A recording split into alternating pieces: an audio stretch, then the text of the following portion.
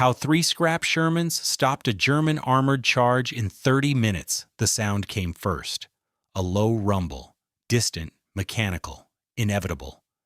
Then the ground began to tremble beneath Sergeant Lafayette Poole's boots as he crouched in the turret of his M4 Sherman tank, watching the tree line 800 yards northeast of Ericourt, France. September 19th, 1944, 14:27 hours.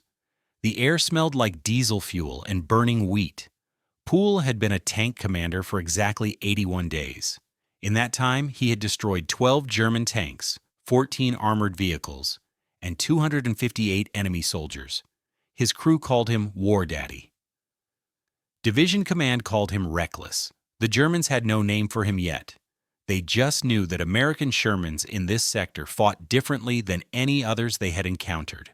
Now, through the haze of afternoon light, Poole counted the silhouettes emerging from the forest. 1, 5, 12, 23. German armor, Panther tanks, Panzer IVs, Stuggy 3 assault guns, advancing in a wedge formation directly toward his position. 23 German vehicles versus 3 American Shermans. All 3 of Poole's tanks were damaged. His own Sherman, in the mood, had a cracked final drive that limited its speed to 15 miles per hour.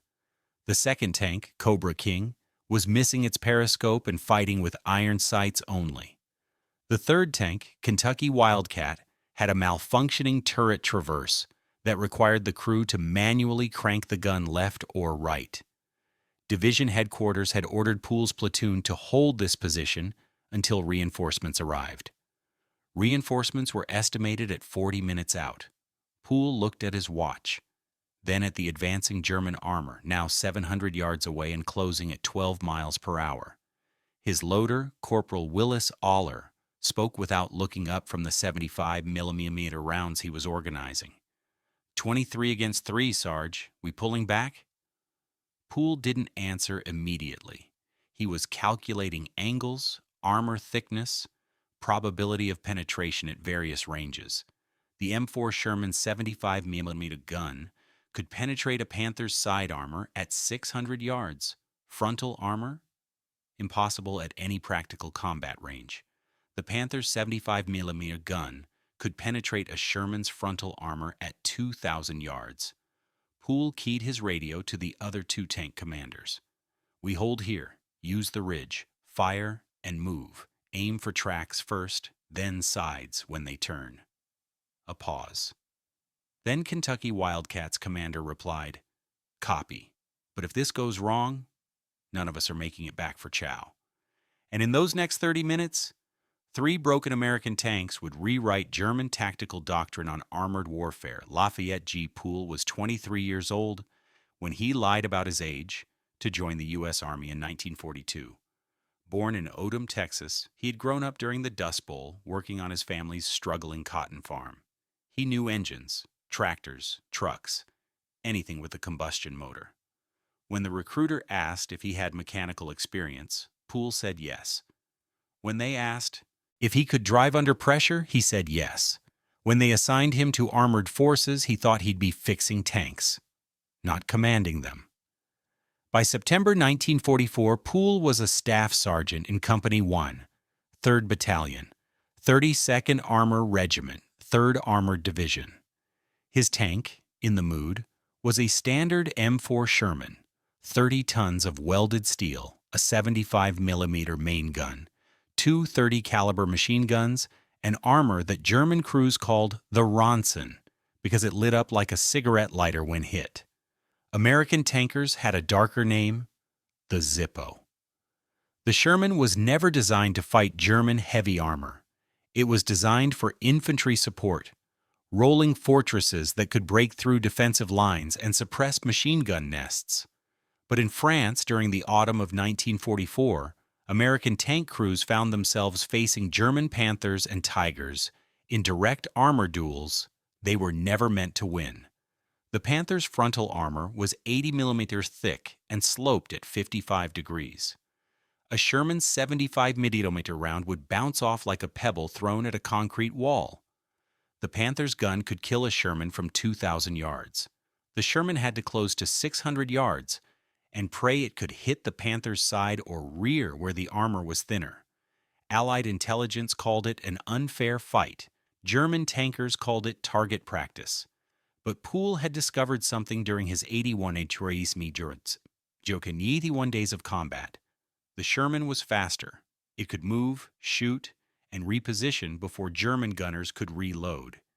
If you stayed still, you died. If you tried to fight Panthers head-on, you died. But if you moved constantly, firing from unexpected angles, hitting tracks to immobilize them, then flanking while they struggled to traverse their turrets, you could win. Poole had proven this 12 times already. Each time his crew thought it was luck. Poole knew it was mathematics. The world was cracking open in September 1944, and every nation felt the tremor. Germany was retreating across France after the Normandy breakout, but they weren't broken, not yet. Hitler had ordered a counteroffensive to stop the American advance toward the German border. The plan was simple: mass German armor in Lorraine, strike the overextended American spearheads, and destroy enough tanks to stall the Allied offensive for weeks. The chosen battleground was Héricourt, a small French town 30 miles east of Nancy, surrounded by rolling farmland and scattered forests. The terrain favored tanks, open fields for maneuver, ridgelines for hull-down positions, and roads wide enough for armored columns. German commanders believed they could trap American armor here and destroy it piecemeal. On September 18th, the German 5th Panzer Army began concentrating forces around Héricourt. Over 200 tanks and assault guns, Panthers, Panzerviehs, Stuggy 3s, supported by infantry and artillery. The German plan called for a coordinated assault at dawn on September 19th. 3 armored columns would strike from different directions, overwhelming the AK's outnumbered Americans through sheer mass. American intelligence detected the buildup too late. By the time reconnaissance aircraft spotted the German concentration, forward units were already engaged. The 3rd Armored Division was scattered across 15 miles of front. Companies separated, battalions strung out along narrow supply routes. No time to consolidate for a coordinated defense. Poole's platoon had been detached from the main battalion to cover a crossroads 3 miles northeast of Héricourt. 3 tanks, 12 men. Their orders were simple: hold the position and report enemy movement. Nobody expected them to actually fight. The morning of September 19th had been quiet. Too quiet. Poole spent the early hours checking his tank's systems. The cracked final drive that ground and shuddered with every gear change. The radio that crackled with static. The gun sight that had been knocked slightly off-center during yesterday's engagement.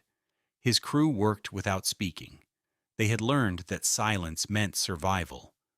Noise drew attention. Attention drew fire. At 1400 hours, Poole climbed into his turret and scanned the eastern horizon through his periscope. Smoke rose from a burning village 8 miles away. German artillery. The barrage had started 20 minutes earlier and showed no signs of stopping. That meant infantry was moving, and where infantry moved, armor followed. By 1427 hours, Poole could hear the engines. Retry Claude can make mistakes. Please double-check responses. Clarence Smoyer had been in Cologne for 6 days. 6 days of street fighting. 6 days of infantry pushes through rubble-choked avenues where German snipers turned intersections into kill zones. 6 days watching American soldiers die in doorways and alleys, while Panther tanks prowled the outer districts like predators, waiting for the right moment to strike. The city was dying slowly. Allied bombers had turned Cologne into a landscape of shattered cathedrals and collapsed apartment buildings. Entire neighborhoods were ash.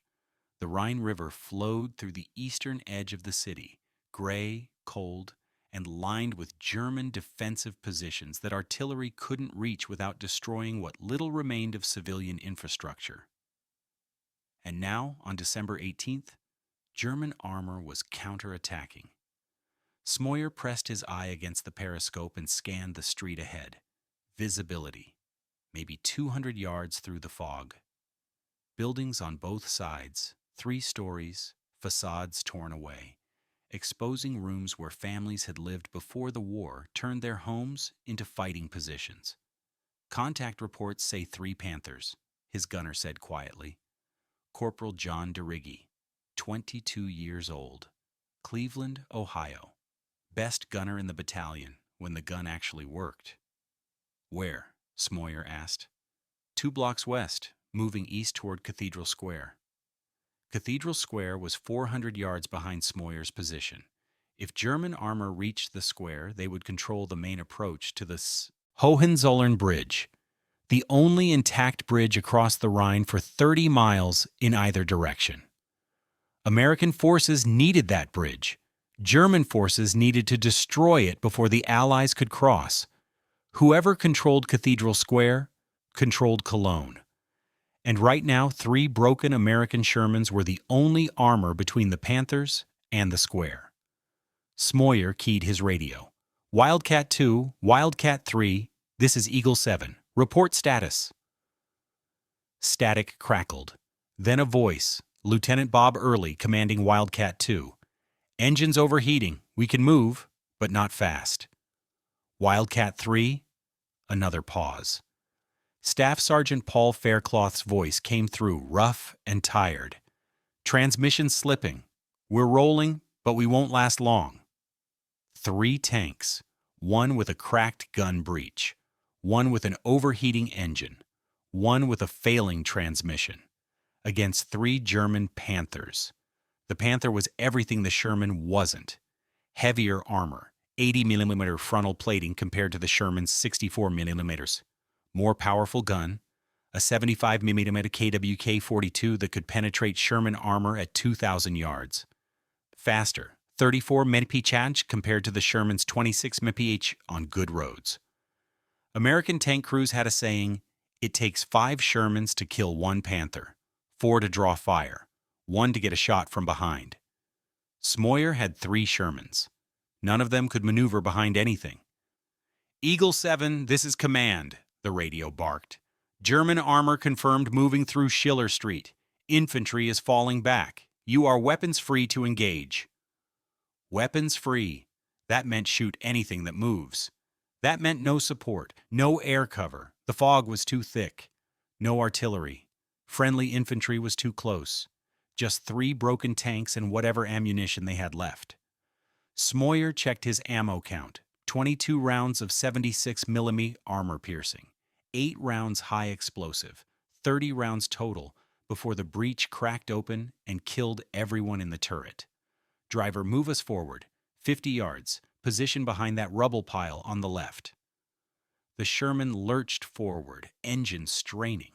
The rubble pile, what had once been a bakery, provided partial hull defilade, good enough to hide the tank's lower chassis. Not good enough to stop a Panther round if the Germans got a clean shot. Smoyer positioned Wildcat 2 and Wildcat 3 on his flanks, forming a loose line across the avenue. Interlocking fields of fire, mutual support, basic tank doctrine. Except nothing about this situation was basic. At 14:34 hours, the first Panther appeared. It rolled around the corner 380 yards distant. A dark gray shape emerging from fog like something out of a nightmare. Long gun barrel, sloped frontal armor, moving at walking speed, turret traversing slowly, searching for targets. Contact front, DeRiggi said. His voice was steady. Panther, 380 yards. Smoyer's heart hammered. Traverse right. Aim for the turret ring. The turret ring was the weak point. The junction where the turret met the hull, thinner armor, vulnerable to penetration if you hit it exactly right. Problem? The turret ring was maybe 8 inches wide. Hitting it at 380 yards required perfect aim, perfect timing, and a gun that wasn't about to explode.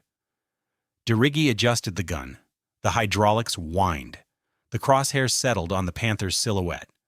Steady. The Panther stopped. Its turret rotated toward Eagle 7. They'd been spotted. Fire! Smoyer shouted. The 76mm gun roared. The Sherman rocked backward from recoil. Smoke filled the turret. Smoyer sat motionless in the turret, engine idling, gun barrel still smoking, the smell of cordite thick enough to choke on. The Panther's crew hatches remained closed. No movement, no sounds.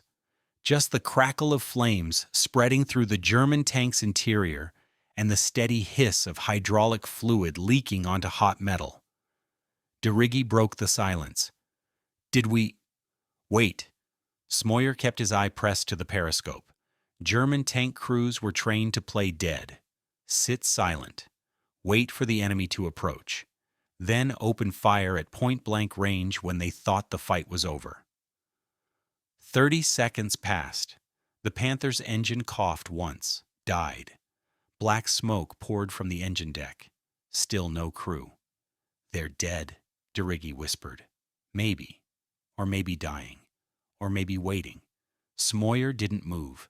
Then, the radio exploded with static. All units. German armor breakthrough at Junction 4. Multiple Panthers pushing through the northern sector. Infantry is routed. Repeat, infantry is routed.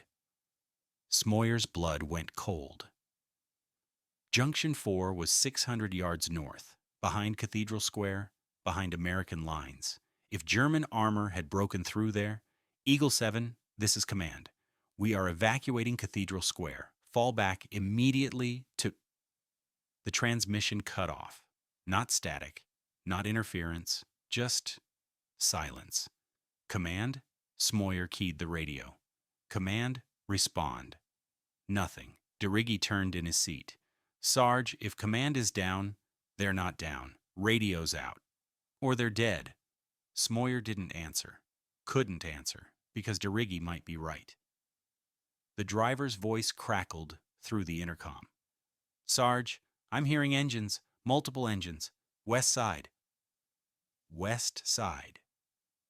The direction they'd come from. The direction American forces were supposed to be holding. Smoyer rotated the turret and peered through the smoke. 3 shapes emerged from the fog.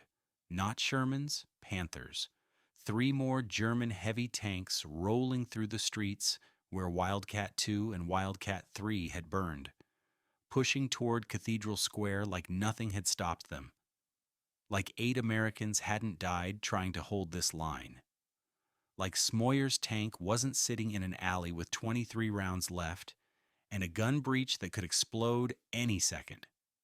Oh, Jesus, the loader whispered. Oh, Jesus Christ. Shut up, Smoyer snapped. Loader, how many AP rounds left? 18. 18 armor-piercing shells. 3 German Panthers. 6 rounds per tank. If every shot was perfect, and Smoyer's crew had never been perfect. DeRiggy's voice shook. Sarge, we need to move. We need to move now. Where? Smoyer shot back. Command's down. Infantry's routed. Where exactly do you want to go? Anywhere that's not here. We leave. Those Panthers reach the bridge in 10 minutes. We stay. We die in 5. Smoyer stared through the periscope at the 3 German tanks advancing through the fog. They were moving in formation. Practiced. Coordinated. They'd done this before. Killed American armor before. Rolled through American lines before. And they were about to do it again. Unless... Smoyer made his decision. Driver, back us out. Slow. The Sherman reversed out of the alley. Tracks grinding. Engine whining. Every sound felt like a scream in the fog-choked silence. The 3 Panthers were 250 yards distant now. Still moving forward. Turrets scanning. Searching for targets they hadn't found yet. Loader, load HE. High explosive? DeRiggy's voice went up an octave. Sarge, that won't penetrate. Load HE, now. Up. Smoyer rotated the turret toward the lead Panther, not aiming at the tank itself, aiming at the building beside it.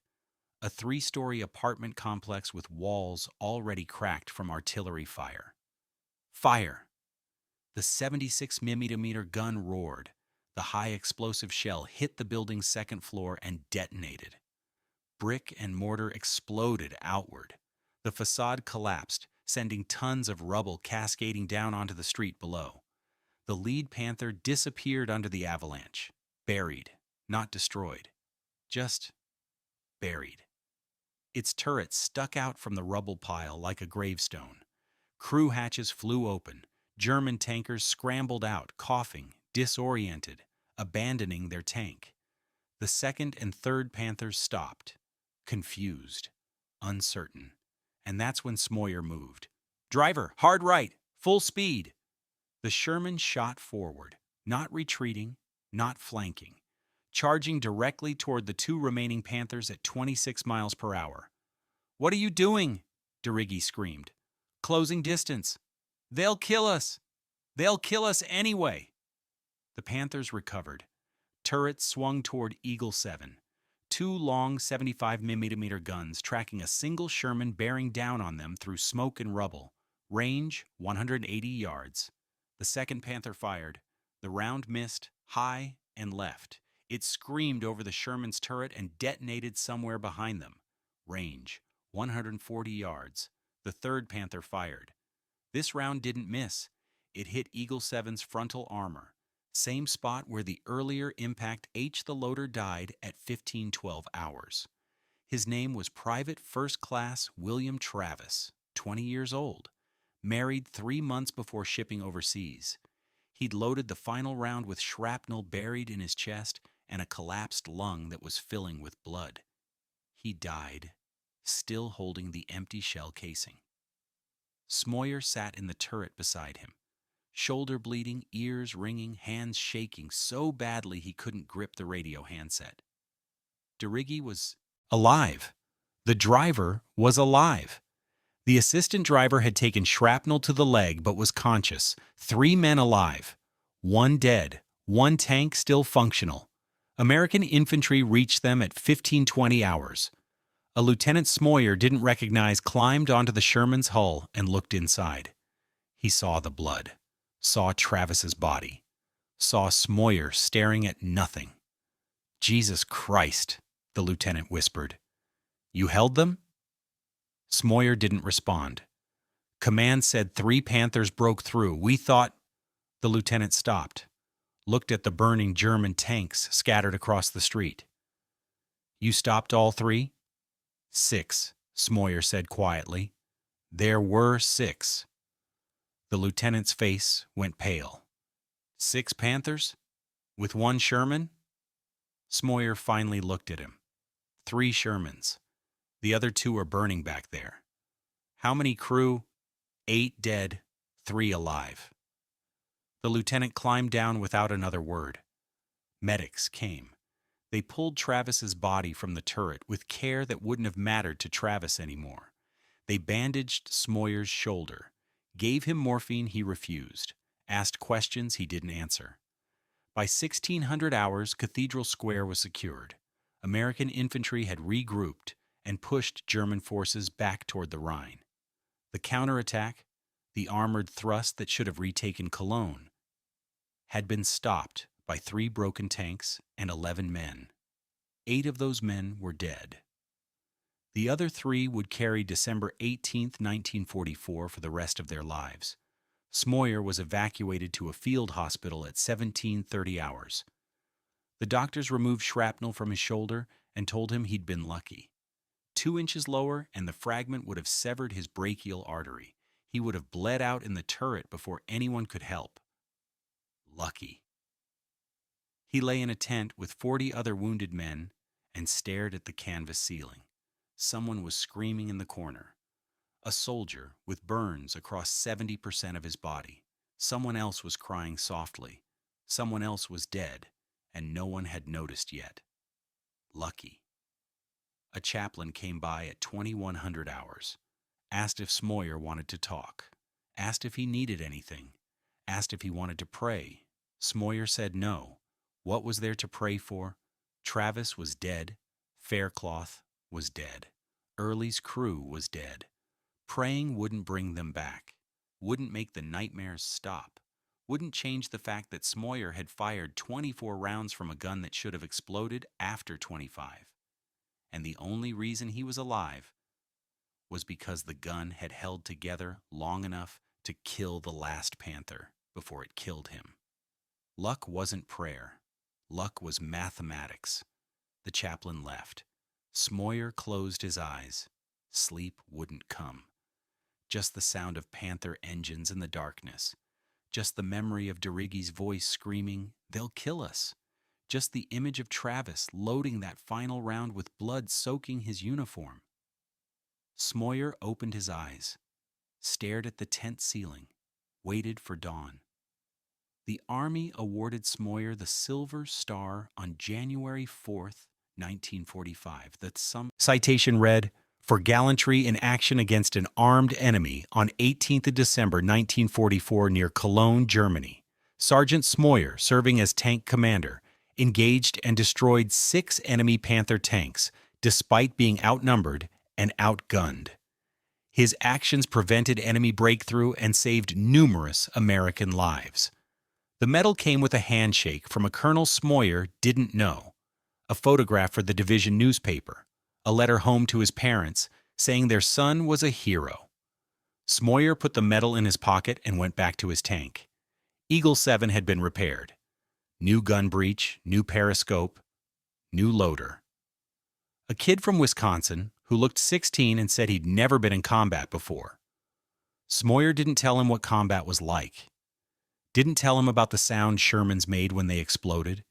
Didn't tell him that German Panthers could kill you at ranges where you couldn't even see them. Didn't tell him that courage and training and all the doctrine in the world didn't matter when you were outnumbered 3-1 by tanks that outgunned you. He just taught him how to load fast. Because in the end, that's what kept you alive. Not medals, not heroism, just speed and luck, and the hope that your gun held together one more shot. By February 1945, American forces had crossed the Rhine. The war in Europe would end 3 months later. Germany would surrender. The killing would stop. And soldiers like Clarence Smoyer would go home carrying memories that would never fade. He survived the war. Returned to Pennsylvania, worked as a machinist for 40 years. Never talked about Cologne. Never talked about December 18th. Never talked about the 3 Shermans that stopped 6 Panthers. When asked about the war, he'd say, "I did my job.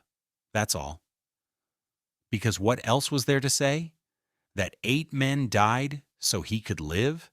That he'd fired a weapon past its safety limit because there was no other choice? That he'd charged German heavy tanks at point-blank range because retreating meant more Americans would die? The Army called it gallantry. Smoyer called it mathematics. 8 men bought 30 minutes. 30 minutes bought Cathedral Square. Cathedral Square bought the bridge bought the crossing bought the end of the war. Mathematics, cold, precise, unforgiving. And somewhere in the ruins of Cologne, 3 burned-out Shermans sat rusting in the street, monuments to the men who fought in them and the equation that said their lives were worth the bridge they saved. The wreckage of Wildcat II and Wildcat III remained in the streets of Cologne until March 1945. American Graves registration teams cataloged the remains. 8 men, 11 dog tags. 3 were never matched to bodies. The burned Shermans were pushed to the side of the road to clear access for supply convoys.